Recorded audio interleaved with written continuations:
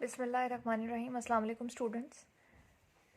Today we will study one of the application of law of mass action, that is solubility product. This is application of law of mass action. This solubility product is basically related to solubility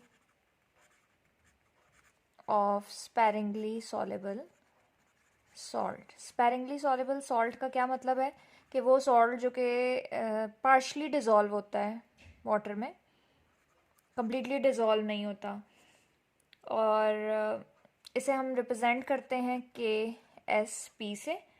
In a saturated solution of a sparingly soluble salt, for example AgCl, PbCl2, lead sulfate, PbSO4, AgBr, a dynamic equilibrium exists between the insoluble salt and its dissolved ion.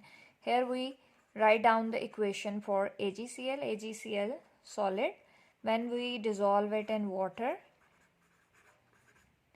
it will form Ag aqueous, means there will be the silver and chloride ions. Aqueous mention करेंगे हम इनके साथ. तो saturated solution जब sparingly soluble salt का बनता है तो इक्विलिब्रियम एग्जिस्ट करता है between insoluble salt and its dissociated ions. अब यहाँ पे अगर हम law of mass action apply करें, so we can write down equilibrium constant Kc, which will be the Ag plus Cl negative divided by AgCl. अब देखें, चूँकि हम स्पैरिंगली सॉल्युबल सॉल्ट की बात कर रहे हैं तो ये जो AgCl है ये ऑलमोस्ट कांस्टेंट रहेगा, मतलब चूँकि ये बहुत कम अमाउंट में डिज़ोल्व हो रहा है और आयंस बना रहा है. So we can multiply it with with Kc. So Kc into AgCl will be equal to Ag plus ion and chloride ion. This Kc into the molar concentration of undissolved salt give us a new product, that is KSP. KSP will be equal to Ag plus Cl negative. अब यहाँ पे आप देखें कि ये KSP क्या है, this is solubility product of sparingly soluble salt, and Ag plus and Cl negative ion की ये जो मोलर कॉन्सेंट्रेशन हैं स्क्वायर ब्रैकेट्स में हम रिप्रेजेंट कर रहे हैं, this is basically ionic product. इस टर्म को आप क्लियर कर लें बिकॉज अभी हम थोड़ी देर में अगेन एंड अगेन कंपेयर करेंगे KSP और आयोनिक प्रोडक्ट को. तो KSP को हम डिफाइन कर सकते हैं कि KSP जो है it is the product of concentration of constituent ions in a saturated solution raised to appropriate powers. तो यहाँ पे अब हम बात कर रहे हैं सैचुरेटेड सोल्यूशन की. सैचुरेटेड सोल्यूशन कब एग्जिस्ट करेगा? सैचुरेटेड सोल्यूशन उस वक्त एग्जिस्ट करता है when ionic product is equal to KSP, और सेकंड ऑप्शन क्या है कि ionic product is greater than KSP. इन दोनों सूरतों में हमारे पास जो सोल्यूशन होगा वो क्या होगा? सैचुरेटेड. और अनसैचुरेटेड सोल्यूशन की हम बात कर लेते हैं. अनसैचुरेटेड सोल्यूशन कब होता है? अब यहाँ पे देखें ना कि आयोनिक प्रोडक्ट ग्रेटर है अगर KSP से, तो इसका क्या मतलब है कि काफ़ी अमाउंट में सॉल्ट ने डिज़ोल्व होके आयंस दे दिए हैं, इसीलिए ये सैचुरेटेड सोल्यूशन है. लेकिन अनसैचुरेटेड में देखें क्या हो जाएगा? Ionic product will be less than KSP. Ionic product less होने का क्या मतलब है कि आयंस अभी बहुत कम बने हैं और ज़्यादा सॉल्ट जो है वो अनआयोनाइज्ड फॉर्म में मौजूद है, और मोर सॉल्ट जो है it can be dissolve to give saturated solution. तो ये अनसैचुरेटेड सोल्यूशन के लिए आ जाएगा.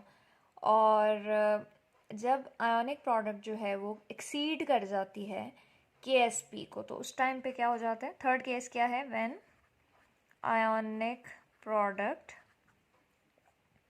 Exceeds KSP. उस वक्त क्या होगा जी? ये super saturated solution. Super saturated solution. तो ये हमारे पास डिफरेंट केसेस आ जाते हैं कि सैचुरेटेड सोल्यूशन कब एग्जिस्ट करेगा, सुपर सैचुरेटेड और अनसैचुरेटेड। अब यहाँ पे हम बात करेंगे सॉल्युबिलिटी प्रोडक्ट प्रिंसिपल की। We are talking about solubility product principle। solubility product principle की स्टेटमेंट क्या है कि product of ionic concentrations in saturated solution of sparingly soluble salt is constant at a given temperature given T। ये solubility product principle है कि जब भी हम बात करते हैं saturated solution की तो हम कहते हैं product of ionic concentrations। ionic concentration ये देखें इस केस में जिस तरह से सिल्वर आयन और क्लोराइड आयन ये बेसिकली ionic concentrations हैं। In saturated solution of sparingly soluble salt is constant at a given T। अब इसको हम इस तरह से एक्सप्लेन कर सकते हैं कि जब हम sparingly soluble salt को वाटर में डिसॉल्व करते हैं तो वो हमें केटाइंस और एनाइंस देता है। ये देखें डिसॉल्व किया तो हमें केटाइन मिल गया और एनाइन मिल गया। अब जैसे ही कंसंट्रेशन आइंस की इंक्रीज करती है सोल्यूशन में, ठीक है, आइंस की कंसंट्रेशन जब इंक्रीज करेगी तो वहाँ पे क्या होगा कि चांसेस आर देयर, ये हमारे पास सोल्यूशन है, इसके अंदर ये सिल्वर आयन है और क्लोराइड आयन है। जब आयोनिक कंसंट्रेशन एक्सीड कर जाती है, मतलब ज़्यादा हो जाती है, बहुत से सिल्वर आयन और क्लोराइड आयन बन जाते हैं, तो chances are there they can collide back करके वो हमें क्या दे देंगे वापस, सिल्वर क्लोराइड सॉलिड, और सॉलिड फेज बन जाएगी हमारे पास। अल्टीमेटली यहाँ पे क्या होता है कि डायनामिक इक्विलिब्रियम एस्टैब्लिश हो जाता है between the solid phase and cations and anions in the solution, और इस स्टेज पर हम सोल्यूशन को क्या कहते हैं, सैचुरेटेड। हम डिफरेंट सॉल्ट्स के लिए सॉल्युबिलिटी प्रोडक्ट्स कंसिडर कर सकते हैं, जिस तरह से AgCl के लिए हमने लिखी है Ag2CrO4 AS2O3 CaF2। यहाँ पे इन सॉल्ट्स के लिए हम लिख सकते हैं जिस तरह से सिल्वर क्रोमेट के लिए हम लिख लेते हैं Ag2CrO4, it will get ionized to give silver ion plus chromate ion -2। चूँकि -2 चार्ज है तो सिल्वर की वैलेंसी +1 है तो 2 हम लगाएंगे इसके साथ बैलेंस करने के लिए। अब इसकी KSP क्या हो जाएगी, it will be equal to silver ion and CrO4 -2, लेकिन यहाँ पे हम जो कॉफिशेंट है वो 2 लगाएंगे। रीज़न क्या है, हमारे पास 2 मोल्स थे। इसी तरह से हम AS2O3 आर्सेनिक ऑक्साइड के लिए कर लेते हैं। 2 मोल्स हमें मिलेंगे S+3 के और 3 मोल्स हमें मिलेंगे सल्फाइड आयन के। इसकी KSP क्या हो जाएगी जी, KSP will be equal to arsenic ion, again coefficient क्या आएगा 2। ये देखें जितने आयन्स बनते हैं, सॉरी जितने मोल्स बनते हैं, और S-2 के साथ क्या आ जाएगा 3। इसी तरह से CF2 कैल्शियम फ्लोराइड के लिए हम लिख लेते हैं दैट इज़ कैल्शियम आयन, और 2 फ्लोराइड आयन बनेंगे, और KSP हम लिख सकते हैं यहाँ पर that is equal to calcium ion और फ्लोराइड आयन। फ्लोराइड आयन का यहाँ पे जो पावर आ जाएगी दैट विल बी 2। तो यहाँ पे हमने डिफरेंट जो हमारे पार्शली सॉल्युबल सॉल्ट्स हैं उनके लिए हमने सॉल्युबिलिटी प्रोडक्ट्स लिख ली हैं। अब यहाँ पे सॉल्युबिलिटी प्रोडक्ट की फर्दर हम एक्सप्लेनेशन के लिए हम यहाँ पे रिलेशन बताएंगे between solubility and solubility product, और इसके लिए अगेन हम कंसिडर करेंगे एग्जाम्पल AgCl की, और हम कहते हैं कि सॉल्युबिलिटी, ये जो देखें सॉल्युबिलिटी की हम बात करते हैं, तो सॉल्युबिलिटी हम कैसे डिफाइन कर सकते हैं कि the moles of solid AgCl which dissolve per litre, moles of solid AgCl per litre of solution to reach the equilibrium with excess solid। यहाँ पे हम अगर कहते हैं कि AgCl की solubility को हम S से रिप्रेजेंट करते हैं, solubility को हमने किससे रिप्रेजेंट किया है, S से, that is moles per liter में, तो Ag प्लस आयन के लिए भी इक्वल हो जाएगा वो S के, और क्लोराइड आयन की भी सॉलिबिलिटी कितनी हो जाएगी, S की।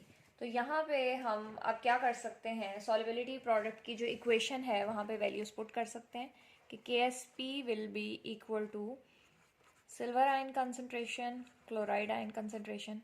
यहाँ पे हम S पुट कर देंगे value, so KSP will be equal to S square, solubility will be equal to square root of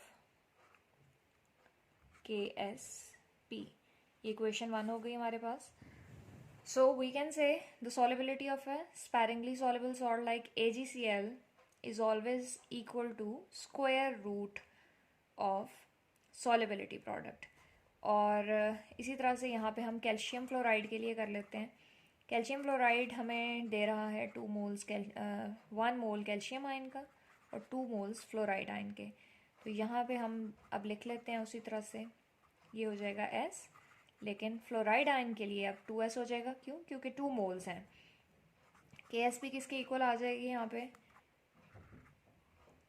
calcium ion fluoride ion 2 है यहाँ पे, तो यहाँ पे आ जाएगा जी S, वैल्यू पुट कर दी, यहाँ पे 2S स्क्वायर आ गया।